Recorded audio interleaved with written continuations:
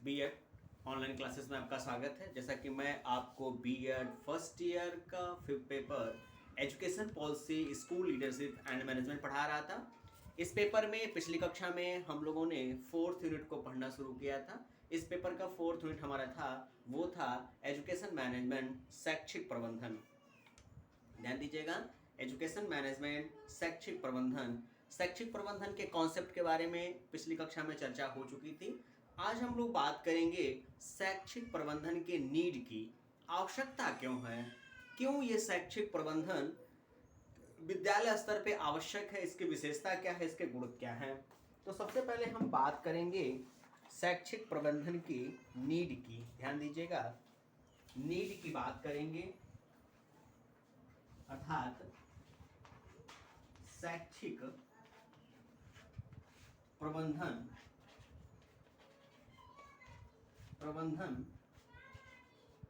की आवश्यकता की हम बात करेंगे। जैसा कि मैंने आपको पिछली कक्षा में बताया था, चर्चाएं हुई थी कि विद्यालय व्यवस्था को बेहतर तरीके से बनाए रखने के लिए, शिक्षा के उद्देश्यों की प्राप्ति के लिए ये आवश्यक हो जाता है कि विद्यालय स्तर पे शैक्षिक प्रबंधन को सुनिश्चित किया जाए। ध्यान दीजिएगा, यह आवश्यक हो जाता है कि विद्यालय स्तर पे शैक्षिक प्रबंधन को सुनिश्चित किया जाए। क्यों? क्योंकि यदि हम शैक्षिक प्रबंधन को जब सुनिश्चित करते हैं, तब जाके हमारे शैक्षिक उद्देश्यों की प्राप्ति का जो उद्देश्य है वो सफल होता है। हम अपने उद्देश्य और लक्ष्यों की प्राप्ति में आगे बढ़ते हैं। इसलिए कहा गया कि शैक्षिक प्रबंधन आवश्यक है। नीड की हम बात कर रहे हैं, शैक्षिक प्रबंधन आवश्यक है और यह शिक्षा के लक्ष्य और उद्देश्यों को प्राप्ति करने में सहायक है। साथ ही अगर और हम इसको व्याख्यात तौर से या और इसको गहराई से अध्ययन करें तो ये आवश्यक है। इस बात की समझ हमें कुछ महत्वपूर्ण बिंदुओं के माध्यम से भी होने लगती है। जैसे यदि हम शैक्षिक प्रबंधन की आवश्यकता की बात करें, इसके नीड की बात करें, तो सबसे पहले बात निकल के आती है कि शैक्षिक प्रबंधन जो है वह सामाजिक परिवर्तन के लिए आवश्यक है। ध्यान दीजिएगा, सबसे पहली बात निकल के आती है कि जो शैक्षिक प्रबंधन है वो सामाजिक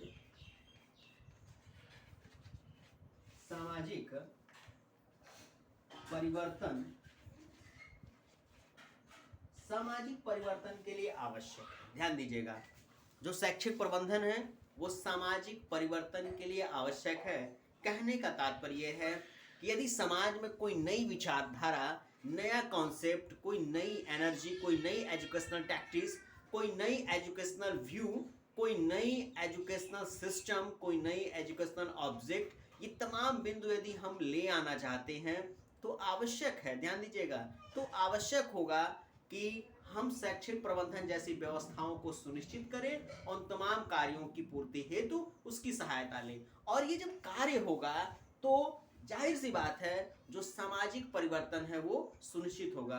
क्योंकि हम भारत जैसे देश में रहते हैं, हम जिस विद्यालय में अध्ययन करते हैं, अध्यापन करते हैं, वहाँ तमाम प्रकार के धार्मिक, जातिगत बच्चे पढ़ने आते हैं और उन सभी बालकों के मन मस्तिष्क में धार्मिकता की बातें, धर्म की बातें, जातिगत बातें, इनको निकालना, उसके जगह बेहतर व्यवहारिक, राष्ट्रीय और भारतवर्षीय जैसी विचारधारा को विकसित करना, ये सारे उद्देश्य कब सफल होंगे? जब हम शैक्षिक प्रबंधन की व्यवस्थाओं को ध्यान में रखेंगे। इसलिए कहा जाता है कि शैक्षिक प्रबंधन समाज की आवश्यकताओं के परिवर्तन के लिए आवश्यक है। यदि हम चाहते हैं कि समाज में कुछ नई चीजें आए, नई तकनीकी आए, नई विचारधारा आए, तो इसके लिए हमें शैक्षिक प्रबंधन को स्वीकार करना पड़ेगा।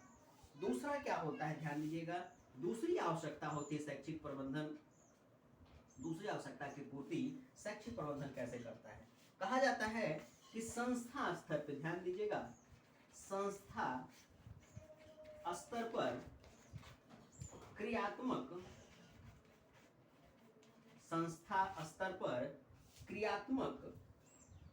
व शुद्ध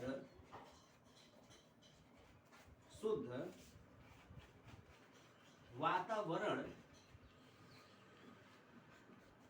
तैयार करना शैक्षिक प्रबंधन की जिम्मेदारी है। देखिए, सबसे पहला अगर सामाजिक परिवर्तन हम समाज में लाना चाहते हैं, सामाजिक व्यवस्थाओं में, शैक्षिक व्यवस्थाओं में सुधार लाना चाहते हैं, तो शैक्षिक प्रबंधन की आवश्यकता पड़ती है। दूसरा हमारा नीड होता है शैक्षिक प्रबंधन की, दूसरी आवश्यकता होती है कि अगर संस्थात्मक स्तर पर, यदि स्कूली स्तर पे, विद्यालय स्तर पे हम एक बेहतर और व्यवहारिक वातावरण तैयार करना चाहते हैं, तो ये आवश्यक हो जाता है कि उस व्यवस्था को बनाए रखने के लिए, बेहतर से बेहतर माहौल देने के लिए विद्यालय स्तर पे शैक्षिक प्रबंधन को सुनिश्चित किया जाए। तो ये हमारी दूसरी आवश्यकता होती है, दूसरी नीड होती है। वहीं हम तीसरी आवश्यकता की बात करें, ध्यान दीजिएगा, तीसरी आवश्यकता की बात करें, वो हमारा होता है शैक्षिक वातावरण व प्रक्रिया को मजबूत बनाना। ध्यान दीजिएगा, हम बात कर रहे थे शैक्षिक प्रबंधन की आवश्यकता की। शैक्षिक प्रबंधन की तीसरी आवश्यकता की जो महसूस होता है, वो होता है हमारा, जो तीसरी आवश्यकता है शैक्षिक प्रबंधन की, वो हमारा है शैक्षिक वातावरण को, ध्यान दीजिएगा, शैक्षिक वातावरण व प्रक्रिया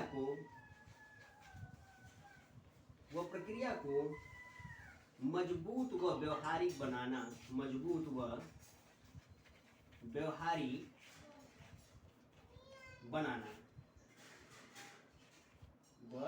ध्यान दीजिएगा, तीसरी जो आवश्यकता दिखाई देती है हमें शैक्षिक प्रबंधन की, वो दिखाई देती है कि शैक्षिक वातावरण व प्रक्रिया को, ध्यान दीजिएगा, एजुकेशनल प्रोसेस को या एजुकेशनल एटमॉस्फेयर को यदि हम बेहतर से बेहतर संस्था स्तर पर बनाना चाहते हैं, तो आवश्यक हो जाता है उस संस्था में शैक्षिक प्रबंधन को सुनिश्चित किया जाए। ध्यान दीजिएगा, आवश्यकता को ये पूरा करने हेतु शैक्षिक प्रबंधन की आवश्यकता पड़ती है। यदि हम चाहते हैं कि एक बेहतर माहौल, एक बेहतर वातावरण, एक शैक्षिक वातावरण, एक educational atmosphere to be create the educational institutional level, यदि विद्यालय व्यवस्था के आधार पर एक बेहतर वातावरण हम तैयार करना चाहते हैं, तो आवश्यक हो जाता है हमें विद्यालय स्तर पर शैक्षिक प्रबंधन को सुनिश्चित किया जाए। यही और थोड़ी सी बातें हम करें इसके बारे में, तो पता चलता है कि आवश्यकता की हम बात कर रहे थे। कहा जाता है कि शैक्षिक प्रबंधन ही वो व्यवस्था है जो शिक्षा के लक्ष्य उद्देश्यों की वास्तविक प्राप्ति हेतु संस्था में, ध्यान दीजिएगा, संस्था के लेवल को और बेहतर माहौल बनाए रखने में, उसके उद्देश्यों को प्राप्त करने में वो सहायता करता है। ध्यान दीजिएगा, उसके बेहतर से बेहतर माहौल को बनाए रखने में सहायता करता है। तो आज की कक्षा में बस इतना ही। अगली कक्षा में मैं बताऊंगा आपको शैक्षिक प्रबंधन की विशेषताएं। धन्यवाद।